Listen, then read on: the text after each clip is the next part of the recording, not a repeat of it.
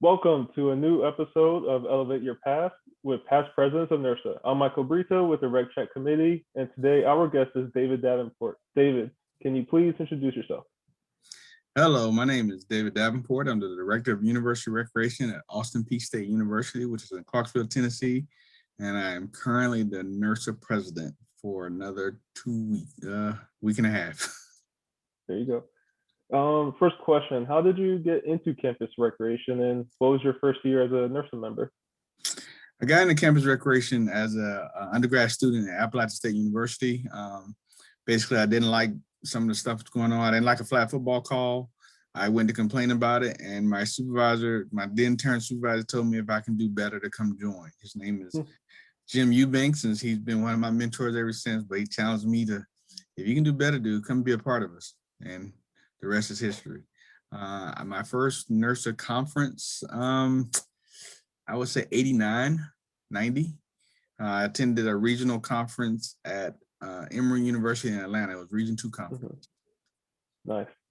Did you have a graduate assistantship? I did a grad assistantship at Old Dominion University, Norfolk, Virginia, where I was also an assistant director after I finished my grad assistantship. Wow, no break, just right into it. Yep.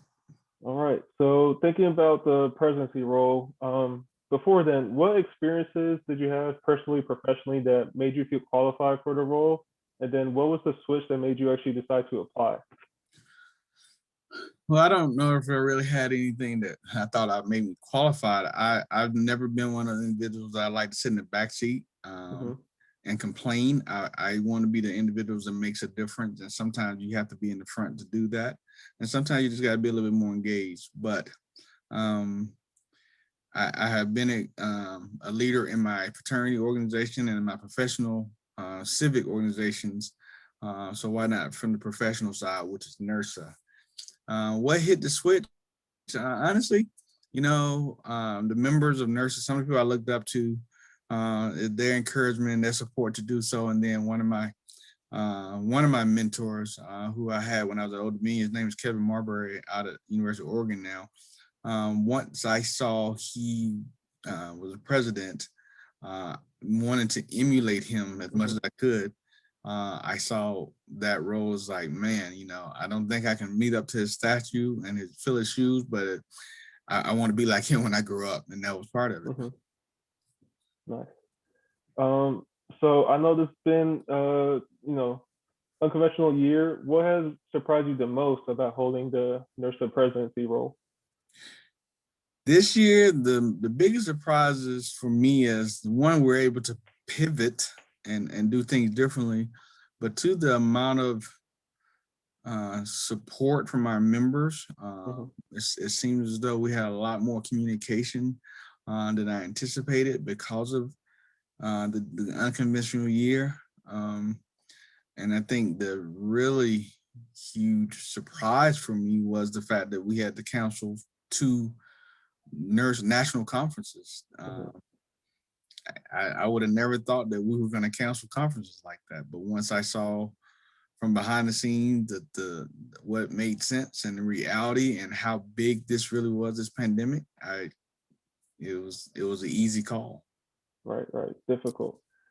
So if you could give advice to somebody looking to aspire for a presidency role or just to elevate themselves, what would be your words of wisdom?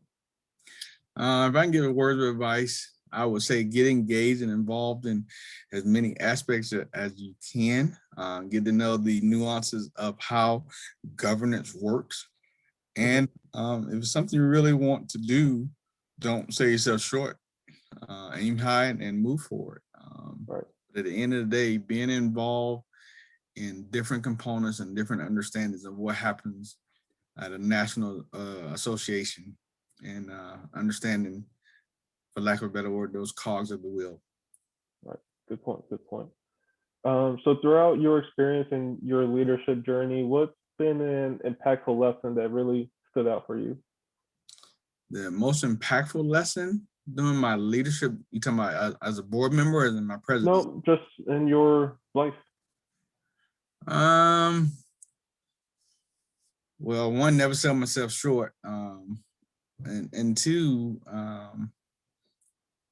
you know, be an influence, be a change agent, be that individual who want to help Hmm. individuals better themselves, and how can I help that? By encouraging, supporting, networking, you name it. So I guess at the end of the day, being a change agent and also wanting to make a difference. Right, right. Not always easy to take a step up, but somebody has to. Right. Right. Do you have a favorite committee or favorite position that you've held within NIRSA? One of my favorites has been a part of the People of Color Social Committee and the Emerging Rec Sports Leaders Conference. Those two have been two of my favorites. Um, of course, I really enjoyed being a part of the member network. That was Hmm. fun. So off the top of my head, those are the three that I can think of. Being a part of the board and been fun. It's been challenging, but it's been fun.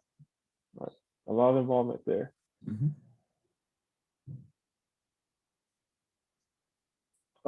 So NIRSA, you say your first conference was back in 89, 90. Yep. Since then, since your involvement, how has NIRSA changed?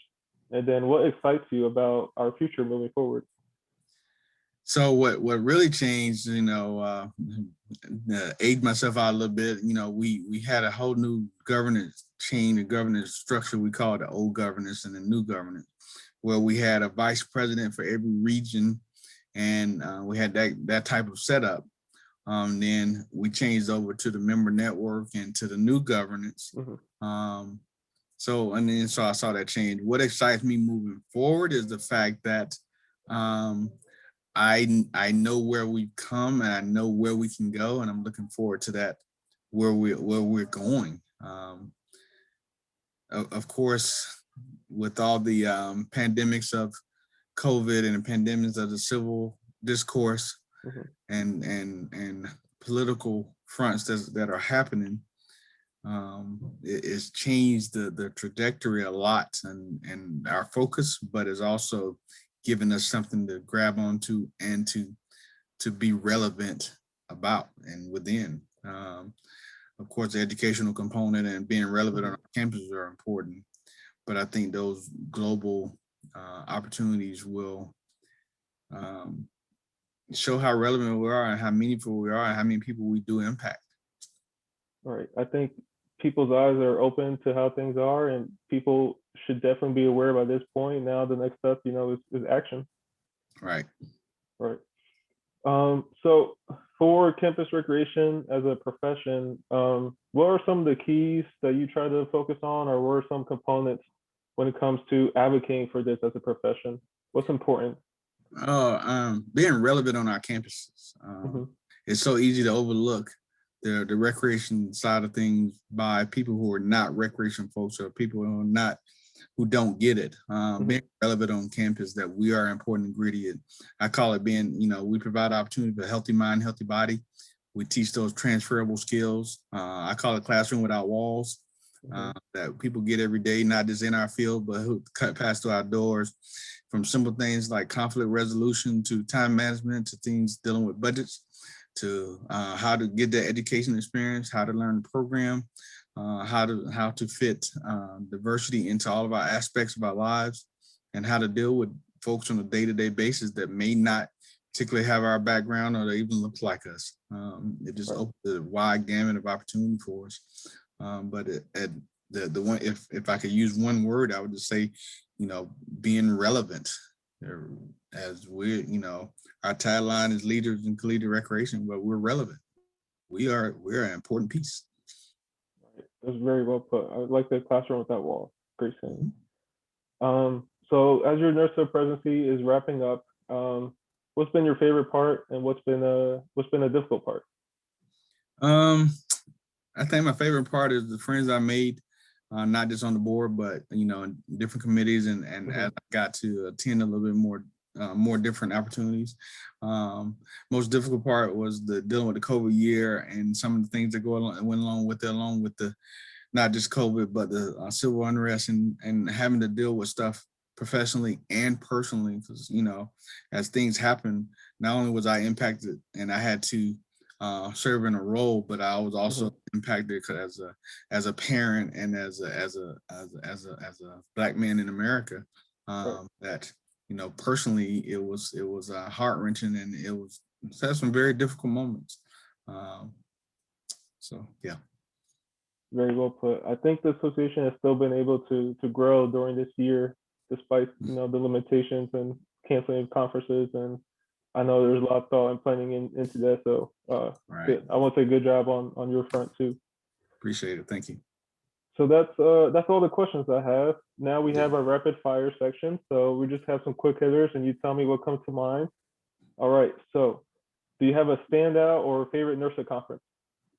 I think my favorite NIRSA conference would be Milwaukee. The very first time I went to Milwaukee, not the one we just missed, of course. But I also like Nashville conference. The second, my second, which was 4 or 5 years ago, because one, it was in my backyard, and my daughter got to attend with me. Wow. She is now a college junior, but she was in high school attending, and she actually got to attend a conference as a student from on her campus at Wingate, and being able to attend a conference with my daughter. That's great. Do you have a favorite season of the year? I like spring when it's not too hot, not too cold. I know it's a tug of war between the seasons sometimes, between winter and summer, but I like the spring where I can wear short sleeve if I want to, and long sleeve, be comfortable, where I can go outside and I can eat outside or just chill and relax. And so I'm a warm weather person, even though I went to school in the mountains. In North Carolina, but I grew up in Atlanta when it was really hot. So it's like, I like living in between. Right. I'm a spring guy too. I get it. Go to breakfast routine. Go to what? Go to breakfast routine. My breakfast routine usually boiled eggs and bacon. If I can get out, it's a Waffle House. I'm a Waffle House fan, but if I don't have to leave, get 2 or 3 boiled eggs and a couple of strips of healthy bacon. And my easy go-to. I like oatmeal too, occasionally, but my routine is, yeah. Good stuff. Do you have a favorite pizza topping? My favorite pizza topping is, I'm a meatitarian. So anything, if I put all the meat on it, I'm good. I've slowly gotten to the point where I like jalapeno peppers and mushrooms along with the meat. Oh, interesting. I haven't had that combination. If I can get the meats on there, I'm kind of pulled away from pork, but sometimes it's good on the pizza. Nice. Do you have a favorite city to travel to? Atlanta's one of my favorites because it's not just home, but it's so much to do. But if I got to travel on a regular, I think one of my favorite cities to travel to would be Virginia Beach. I was there for a while, and then now I get to go back and visit. Yeah, Nashville's a fun place to visit too. So I named 3. My bad. That's fine. Good answer. Last one here. Do you have a favorite NIRSA social? My favorite social is the People of Color social. Of course, I love that social. It's grown and expanded, but that's the fun part. But I think the other unofficial NIRSA social that I like is the meeting in the lobby of the hotel, and just as people come in and go around, it turns into a social. So it's just that ad hoc, it just happens. People show up, you come back 2 hours later, the same people are still there, and you just enjoying the conversation. Right. It's like a family reunion. Yep, exactly. Family reunion. There you go. So David, that's all the questions I have. Thank you again for being a guest, sharing your journey, dropping some wisdom, and just explaining where you're coming from in your presidential year. It means a lot. Thank you very much for having me, and I appreciate the opportunity. Of course. To our audience, thank you for watching this latest episode of Elevate Your Path. Make sure to follow RegChat on Twitter, Instagram, TikTok. Everybody take care and stay safe.